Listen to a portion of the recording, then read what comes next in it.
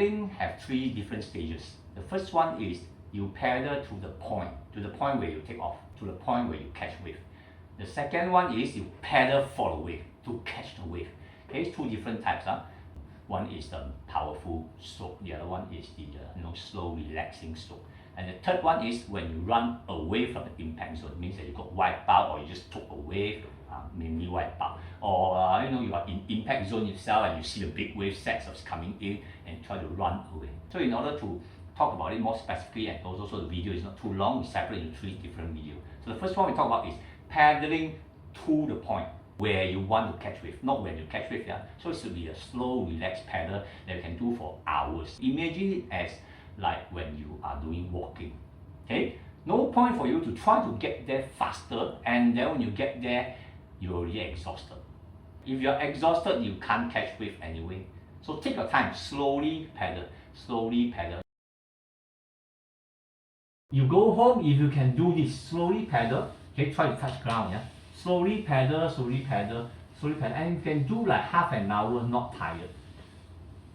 Then why can't you do it on the surf side? Because most of the entry point, when you wipe out and you go to the entry point, it's about maybe 5 minutes to 10 minutes paddling. Maximum 10 minutes is very long already. 15 minutes is extremely long. That means the wave is quite long anyway. What happened? The first one is certain people can't arch their upper back. Upper back, this upper back, this lower back, not lower back, upper back. They say that because my back is not strong enough.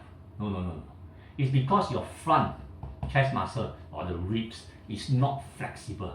It takes a lot of muscle for you to lift up just a little bit. So we have to paddle like that.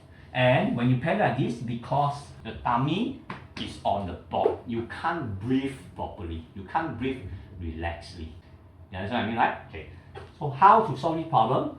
Every day. You are not surfing every day. So when you are not surfing every day, you can do the arch. You can check on the yoga videos that talk about how to open your chest muscle. See, not the back muscle. The back muscle is nothing to do with the flexibility. It's the front. This is the lower back, not the lower back, the upper back. So look up and then arch the upper back. And breathe in, breathe out. You can do this as well. The upper back, get the feeling right. If you have to use a lot of energy to arch up in order to paddle and then breathe, certainly, when you get to the point, it is very tiring.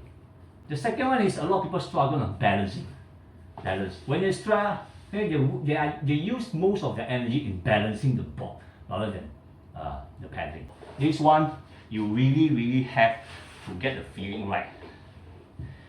The weight should be in the middle of the board, regardless of whether it's a big board or a small board.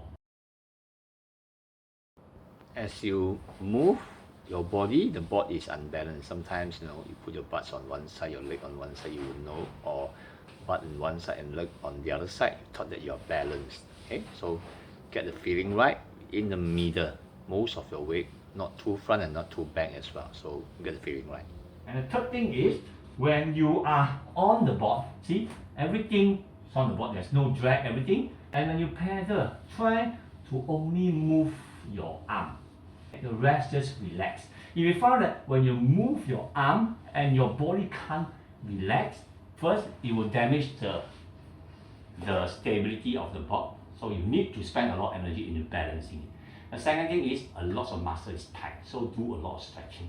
Okay, if you do it daily, in 3 weeks time, you will see improvement.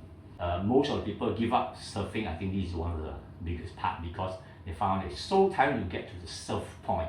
And eventually you found like struggling is more than an enjoyment. We had a few seconds of enjoyment. But true surfer knows that even along the way we paddle to the point, it should be a relaxed, like a walking, and then it's like looking at people taking wave, giving patience, spend your time with the ocean. That is what a true surfer is actually, love surfing is about. That's why we can get over that struggling stage in paddle, it's so tiring, to a stage that we spend hours, with the oceans, with surfing. Okay, so then we talk about the second stage of paddling in next video. Thank you.